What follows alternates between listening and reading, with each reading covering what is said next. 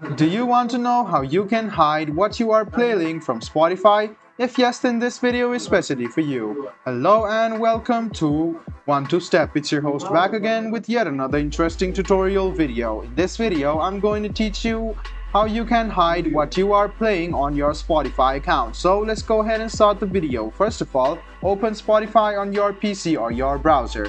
Then, if you scroll a bit down, you can see the recently played over here. You can see most of the songs which you have recently played will be stored over here. What you can do to hide this and to hide what you are playing is go to your profile, go to settings, scroll all the way down until you find socials.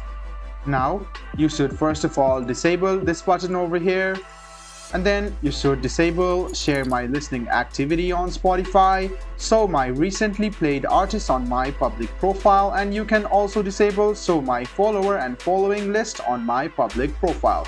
So you can disable these three over here and nobody can listen or see what you played recently on Spotify.